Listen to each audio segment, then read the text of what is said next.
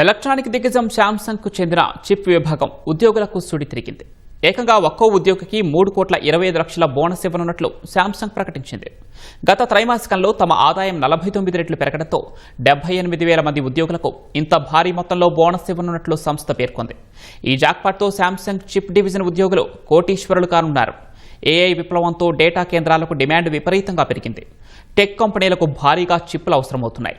ఫలితంగా Samsung chip విభాగం వృద్ధిని సాధిస్తూ ఉండటంతో ఉద్యోగులకు ఈ జాక్పాట్ తగిలింది. చిప్ విభాగం ఉద్యోగులు ఇటీవల చేపట్టిన సమ్మె కూడా ఈ బోనస్కు కారణం. పనితీరు ఆధారిత బోనస్, జీతాల పెంపు డిమాండ్లు నెరవేర్చకపోతే 18 రోజులు సమ్మె చేస్తామని ఇటీవల ఉద్యోగులు డిమాండ్ చేశారు. సెమీకండక్టర్ తయారీలో ఒక్కరోజు సమ్మె జరిగినా కంపెనీకి కోట్లలో నష్టం వస్తుంది.